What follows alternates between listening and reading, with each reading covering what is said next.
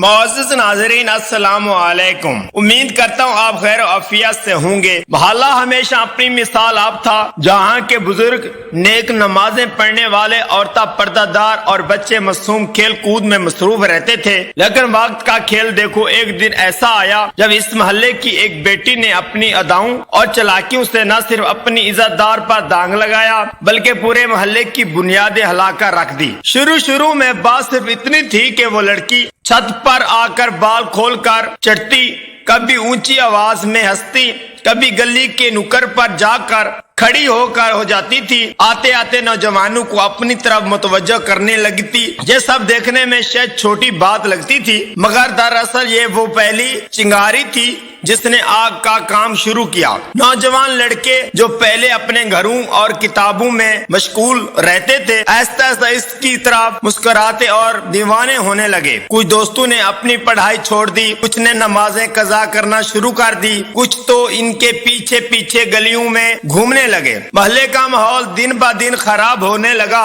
وہ لڑکی چلاک تھی، کبھی کھڑکی سے جھانکتی تھی، کبھی چھت پر ہاتھ ہلاتی، کبھی موبائل پر رات گئی میں یہ سچ کرتی تھی، اور نوجوان لڑکے جذبات کے قیدی تھے، ایک اشارے کو محبت کا پیغام سمجھتے اور مزید پھنسنے لگتے۔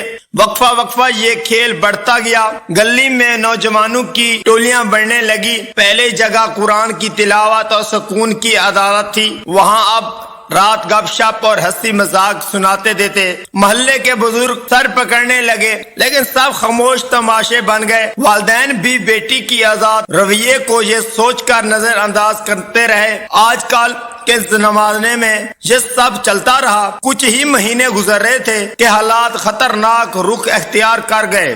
نوجوان اس لڑکی کے آپس میں بڑی طرف لڑ پڑے، ایک تو چاقو تک نکال لیا اور دوسرا ہسپتال جا پہنچا۔ یہ تو خبر پورے محلے میں پھیل گئی، لیکن پھر بھی کسی نے حقیقت کو تسلیم کرنے کی بجائے چپ سادہ لی۔ وقت گزرتا گیا، کئی لڑکے اپنے گھروں سے باغی ہو گئے، کچھ نے اپنی پڑھائی چھوڑ کر برباد ہو گئے۔ ایک وقت آیا جب وہ لڑکی ایک اجنبی شخص کے ساتھ گھر سے بھاگ گئی۔ اس دن پورے محلے پر جیسے بجلی گر گئی کہ عزت خاک میں مل گئی۔ والدین کا سر جھک گیا اور ہر طرف شرمندگی اور افسوس عالم چھا گیا۔ سب لوگ ایک دوسرے کو الزام دینے لگے، لیکن کوئی یہ تسلیم کرنے پر تیار نہ تھا۔ اصل غلطی ہم سب کی تھی، اصل قصور لڑکی کا نہیں بلکہ والدین کا تھا، جنہوں نے آزادی کے نام پر تربیت کو نظر انداز کیا۔ قصور محلے کا تھا، جو تماشا بن کر ہنستا رہا مگر کسی نے روکنے کی ہمت نہ کی۔ اسی کہانی کا سبق یہی ہے کہ بیٹی اللہ کی رحمت ہے، لیکن اگر تربیت میں کمی رہ جائے یہی رحمت زحمت بن جاتا ہے۔ ایک بیٹی کا پردہ اور عزت صرف اس کی ہی نہیں بلکہ پورے محلے کا سکون ہے۔ اگر ماں باپ اپنی بیٹی کو وقت پر سمجھایا جائے، اس کے لباس اور رویے کی حفاظت کرے، تو نہ صرف وہ اپنی عزت بچا سکتا ہے بلکہ